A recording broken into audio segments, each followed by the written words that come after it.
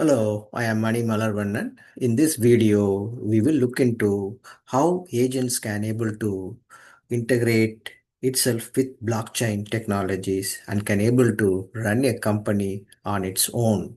So the title of this video I was given as a next unicorn for the companies, those who can able to achieve the unicorn status. It's $1 billion market value that's going to be fully managed by agents with very few employees, but more and more agent technologies. So those changes are all started happening. And in 2026, you will see more on these type of technologies are coming, and we can understand how blockchain can able to use the agents to integrate and provide various services for all of us. Okay, so what is the old model in the companies? In the traditional model, you hire employees and then you have a task for them, and then they go ahead and work on it. Either it is a software or whatever product you are developing, they'll build it, and then you will find a customer to sell it, and then the customers will pay you for your service or a product, and then that is the model that has been there for the last 30, 40, 50 years. But in the new model, in the new reality, you don't have to hire 50 or 100 software developers or programmers or product engineers or marketing experts. All you need to have is a vision.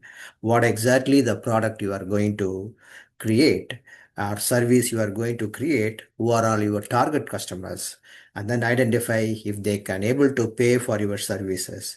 If you identify those informations, then the next step for you is to identify what type of AI agents or digital workers you can able to hire for to run the company for you.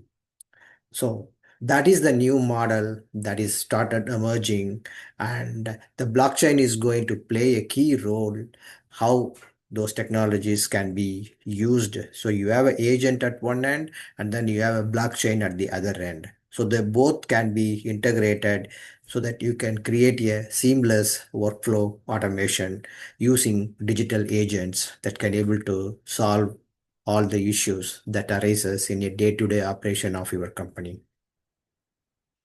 So five technologies enabling agent commerce that is already started happening. The one main technology focus is the agent payments.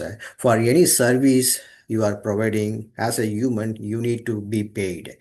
Similarly, the agent, it can collaborate with other agents, it can collaborate with other human beings and can able to solve a particular problem. For that, there needs to be a technology so that the agents can be paid.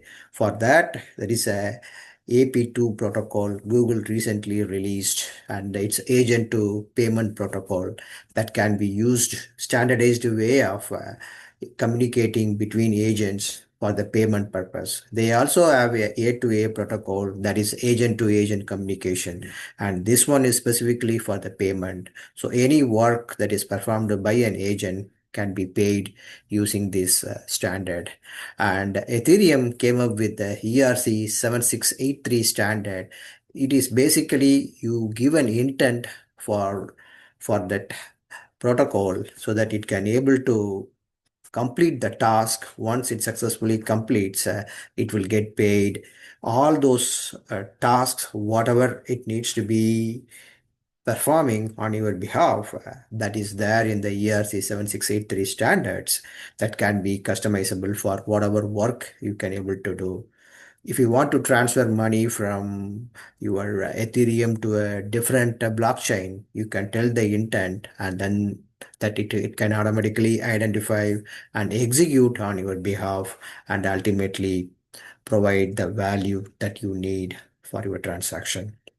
And then the other technology, other standards the Ethereum blockchain created is ERC 4337 and EIP 7702. It's basically making your wallet as a smart contract. It can able to provide transaction. It can be able to start the transaction, commit the transaction on your behalf, provided the permission you gave. You can tell your smart wallet to spend, say, $5 for certain task. Then it is going to have the authority to spend $5, and that's all. It's not going to drain your wallet. It's not going to overspend. It's going to stop after it spends $5 for whatever purpose you defined. So for all those things, if you want to make it work, you need to have a agent marketplace, so that just like how we have a app marketplace in Google, Android, and also in Apple iPhones, you need to have a agent marketplace, so that agent can collaborate, agent you can hire agent and have a payment, and then agent can able to pay and fulfill what you want to achieve, and then you can pay and it will be fulfilled. For all those things to work, you need to have a trust layer, and that's what the blockchain comes into play. So using the blockchain technology, you can able to have the agents collaborate whatever intention you want to have for that agent to perform. After it successfully performs, you can verify it, or your personal agent can verify it, and then ultimately the transaction and all those things will be saved in the blockchain, and the agents can be paid. And then the other important aspect of agent technology that's getting popular is a verifiable AI. If you use any of the AI technologies like LLM, large language model, or any of the tools, nobody knows what it is happening inside. You ask a question, LLM responds, and then it provides the answer. But some simple questions, it is okay. But some complex questions, you need to make sure that LLM goes through the proper process of analyzing your data and then giving a solution, and then step-by-step guidelines, so that you can able be assured that the LLM provided what you are asking for. And also you need to make sure that whatever the model that LLM is using, and whatever model, whatever version it is using, all those things you need to make sure that whatever they are advertising, it's getting used, so that your data is not getting misused, or you are getting a wrong response from the LLM. So for that, verifiable AI is getting popular, and for that, agent technology and the blockchain technology can be helpful. So what agent first companies actually do? If you are starting a new company, and if you want to use agent technologies, the first question is, you need to identify what are all the different operations you want to have the agents to do it. For example, these are all some examples, and then in the future there could be a lot more examples you can add. For example, the DeFi operations, rebalancing the inventory, and then the climb rewards, the route swaps through intent auction for optimal execution. If you have your wallet, and if you want to have certain type of tokens, either Ethereum or Bitcoin or whatever the tokens you want to hold, you can able to have the agent manage it, so that it doesn't have to spend the money from your wallet. It can able to balance. It can able to say that your goal is to have a 50% Ethereum and a 50% Bitcoin. Then it can able to balance it, so that it can automatically manage it. Sometimes you can change it to 60/40. Then it can able to do it on your behalf. So that is the one type of operation. And then the procurement and subscriptions. You are building a company, you have to interact with the APIs to get data, so that you can able to use the data. Or if you are having a smart contract, you often have to integrate with the Oracle, so that the real world data can be fed into your blockchain network with smart contract, and it can able to process it. For all those, you need to maintain certain API credits, GPU time, and the SaaS subscription, so that you can able to use those and able to procure what you need through the subscription. For that, you need to have an agent that can able to manage it. And if any time any of the credit goes down, it can notify you so that you can able to add manually, or for that also you can have a agent to automatically use the dollar amount that is being stored in the Bitcoin or whatever format. It can able to use it to purchase whatever it need. Then the third one is the market making. The another agent, it can able to maintain the market but by providing the constant quota of your token so that it can able to manage it and ultimately balance your portfolio based on that. And then the fourth type is the cross-chain errands. Oftentimes, if you are working in blockchain, you need to interact with multiple different blockchains. You have to send money from one blockchain to another blockchain. So that may not, you cannot directly transact based on the blockchain. You have to go through several different secondary blockchains or bridges and all those. So for that, agent can able to perform those tasks, and you can able to provide some fee for that agent, and the agent can able to fulfill it. So within your corporate network managed by agents, your agent can collaborate with some other agent to fulfill what it needs to fulfill. And then once it finds out it successfully fulfilled the intent, it can be paid, and all the your agent will store all those results. At the end of the day, you can able to review it and identify if everything looks good or if anything that needs to be changed. And then the another type of work that agents can do is the meta work. Agents can hire other agents on your behalf, and it can able to do multiple different tasks, and then ultimately it will notify you. If the agent couldn't do what it's supposed to do, then it can coordinate with you, human in the loop, and then it can collaborate with other agents to fulfill whatever tasks it needs to do. So this is the agent workforce dashboard. You can set it up. You can think of your company that you are going to build can go through it.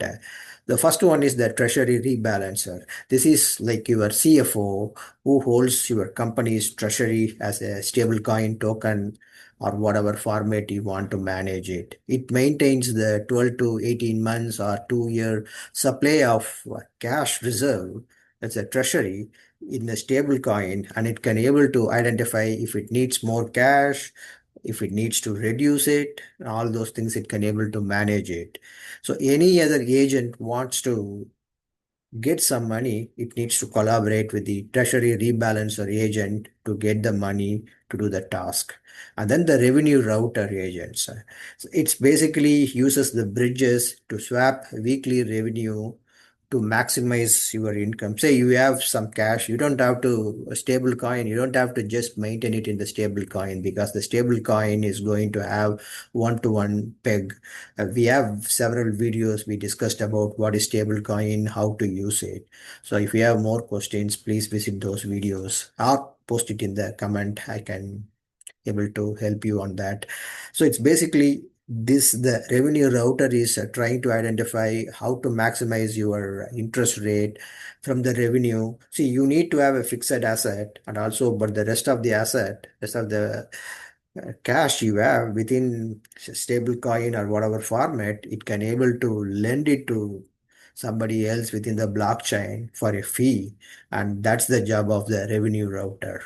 And then the procurement agent, it maintains your GPU credit, because anything you want to run a agent, you need to have a GPU, and you need to have a SaaS subscription, API subscription for the tasks, whatever you want to do. For that, you can have an agent manages your GPU credit, and if you want to more GPU, it can able to purchase, and also it can able to identify what is the right time to purchase when the GPU price is low. All those the procurement agent can go. You can consider this as your internal manager managing all the assets on your behalf. And then the fourth one is the risk sentinel. This you can consider a policy officer within your company who wants to make sure that all the Agents are working based on the policies that you define for those agents. If any agent is not following the policy, then you will get a notification and you need to fix it. Either that particular agent's policy needs to be changed, or whatever actions you want to take, you need to take it. So for this, the risk sentinel agent can perform that job. And then the inference broker. This basically an agent is a hiring recruiting person who can able to recruit other agents on your behalf to perform tasks for your company, and then have the payment sent to that agent. So this could be that inference broker. So all this type of agents, collaboration, agent creation, it's already started happening, but it's not in the full swing. In 2026 and beyond, you can see lots and lots of multi-agent collaboration are happening, and you can able to hire the agents to do specific tasks on your behalf. So this is the 90-day launch plan if you want to go through this type of agent setup. The first 15 days, you define the rules, you create policies, what type of service you want to create, what are all the rules you want to create, how the agents needs to collaborate, and come up with their policy guidelines, very detailed policy guidelines, so that the agents can able to understand what it needs to do. And then the second 15 days, you wire the infrastructure. You want to use AP to Google protocol, you can use it. Or if you want to use ERC 7683 standard, you can use it. Whatever technology you want to adapt, you can able to use it. And that's going to be your the second 2 weeks of your 90-day plan. And then the second month, the entire month, you will be launching your all the agents in a test mode to identify how everything is working. If there is any changes that needs to happen, either the policy change or the agent fine tuning that needs to happen, you should be able to do that by running it in a pilot mode or a test mode to understand. And then the third month, you are going to close the loop, identifying all the agents, how it is performing, and if it is ready for the production, you will move to production, and then it goes in autopilot. Of course, it is going in autopilot. It doesn't mean that you are completely out of the loop, your agent is going to run. That's not the case. Instead of 10 employees, you will have only 3 employees managing the agents, working with them, collaborating with them, making the agents understand the intention, and ultimately making your company profitable. So the competitive advantage is already here. The agents are all started getting hired by different companies. The big, large companies like Google, Amazon, Meta, all those companies, they already started using these type of technologies inside their company, and they are gaining good benefits using these digital technologies.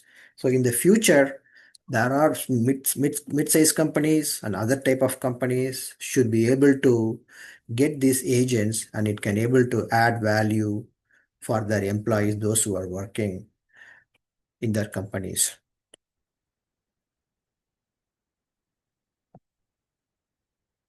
So the agent's internet is already here, as I told you earlier. There are a lot of manual work users, employees are doing. If the agents can do those type of work, then they can concentrate on higher value goals for their company, and they can add more revenue coming into their company. So you want to hire agents to do the tasks. It could be either manual task or it could be some other task. So you ultimately provide the intention for the agents to do it, and then the agent can able to execute for your tasks that you defined. So, and also you need to maintain good set of the rails for the agents, so that the agents can able to execute based on the rules that are created by your employees. So it's not that agents are going to completely take over. That's not going to happen anytime. You still have human beings managing the agents. So previously, the managers are managing other managers, or human beings are managing the human beings. Now, human beings are managing the agents. The agents are working with human beings for specific tasks. So that's all the old entire software stack, whatever you are developing, the agent marketplace we saw earlier, those technologies are coming into play to run the company successfully with minimal employees. So that's all I want to discuss in this presentation. And if you have any questions or comments, please let me know. See, whatever informations I provided in this video, this is for educational purpose. Please go through your own research, talk to your financial advisor before you are making any financial commitments in hiring the agents or doing whatever you want to do. So this technology is still in infant stage. There are a lot of new standards are coming up, new players are coming up, but 2026 next year and beyond, there is going to be a lot of multi-agent orchestration, multi-agent use between companies, hiring the agents to do their work. And if you need more informations about this, please let me know, post it in the comment. And if you like this video, please subscribe to this channel and forward this video to your friends and family. Thank you. Bye.